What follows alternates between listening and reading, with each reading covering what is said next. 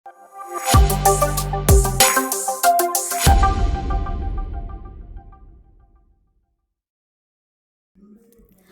everyone, welcome back to the Jha Junction once again.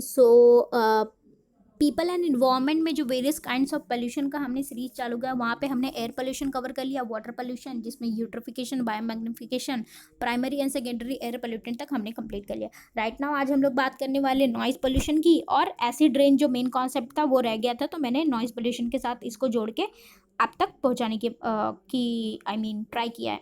Okay, so start करते हैं without wasting time. Noise pollution is pollution cause due to. अब noise pollution कैसे होता है? Cause due to crackers, industrial vehicle, जो भी बहुत ज़्यादा आवाज़ होती है उसकी वजह से नॉइज पोल्यूशन, ये सबको पता है. नाउ परमिजिबल साउंड लिमिट, अब ये इंपॉर्टेंट है, ये एग्जाम के पर्सपेक्टिव से जो इंपॉर्टेंट है वो मैं वही चीज़ों को इंक्लूड कर रही हूँ रैदर देन राइटिंग हिस्ट्री.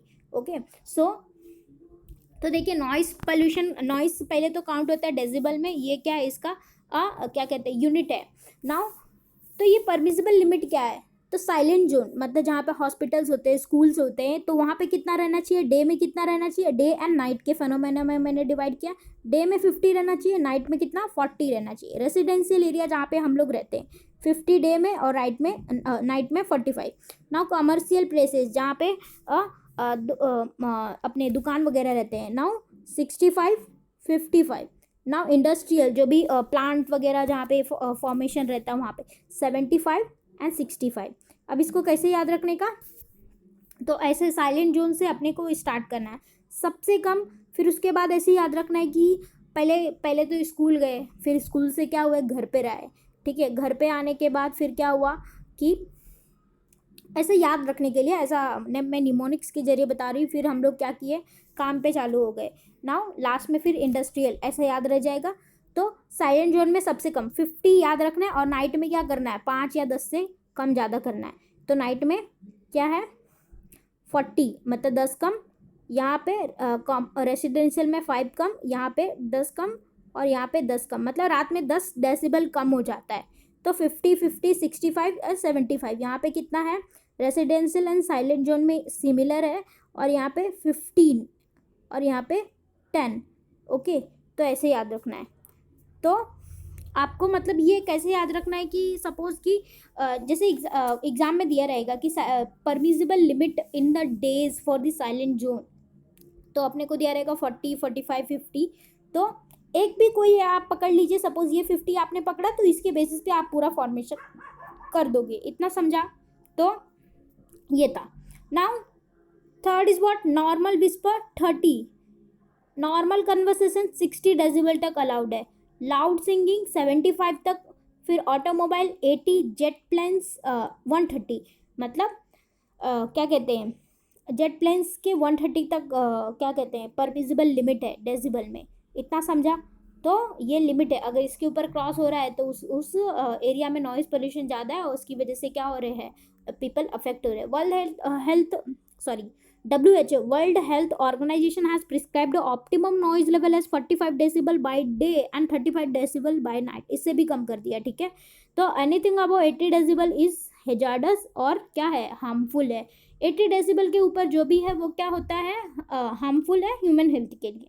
इतना समझा? तो नॉइज पोल्यूशन में बेसिकली यही था, तो इसका स्क्रीनशॉट आप लोग ले लेना, तो ये कवर हो जाएगा. Now next is what? Acid rain के बारे में हम लोग बात करेंगे. तो देखते हैं, वेट, ये हमने प्रीवियस लेसन में पढ़ा था. Burning of fossil fuel like coal, thermal power plants and petroleum release different oxides of nitrogen and sulfur into the atmosphere. Now what does it mean? जब हमने प्राइमरी पोल्यूटेंट पढ़ा था तो हमने देखा था कि जो भी फॉसिल फ्यूल का कंबस्टन हो रहा है उसकी वजह से क्या हो रहा है?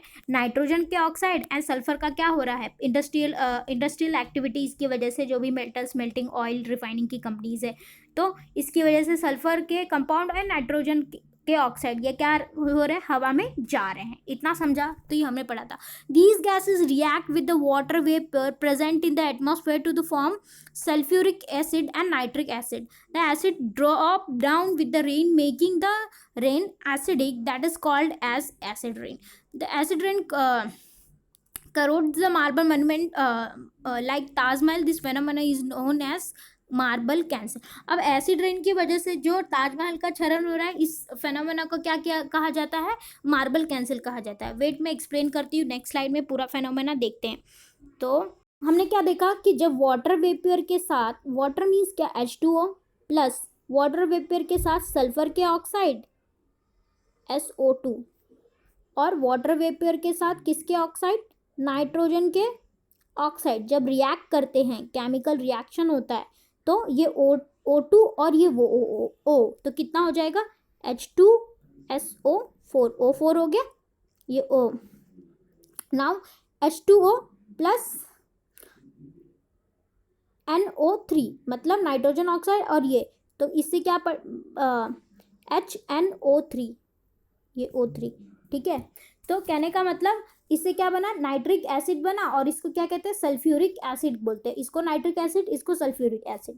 तो इन दोनों की वजह से जो इनका क्या हुआ, केमिकल रिएक्शन की वजह से ये दो एसिड का क्रिएशन हुआ, और जब ये क्या हुई, हवा में घुली, तो इसकी वजह से जो रेन हुआ उसको क्या कर दिया गया, एसिडिक इन्होंने बना दिया। एंड दैट्स वाई क्या हो रहा है कि रेन जो आ रही है ऊपर से वो एसिडिक इन द नेचर है, इनके ये दो चीज़ों के कंटामिनेशन की वजह से। एंड दैट्स वाई जो ताजमहल जो पीला पड़ रहा है, पीला पड़ रहा है, ये फेनोमेना हमने सुना रहेगा, तो ये एसिड रेन की वजह से हो रहा है। और सल्फर होता है ना, ये उनको पीला होने में, ये जो अपना नाइट्रिक एसिड है, ये क्या करता है, उनको पीला होने में मदद कर रहा है। और this phenomena is known as what, marble cancer के नाम से भी इसे जाना जाता है। इतना समझा।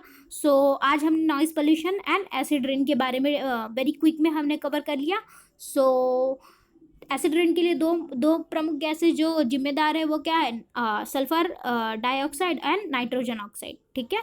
तो ये दो प्रमुख गैसेस है। So thanks for the watching this video. अगर आपको मेरे ये लेसन पसंद आ रहे हो तो प्लीज़ मेरे चैनल को सब्सक्राइब कर दीजिए। Till than happy learning and thank you very much.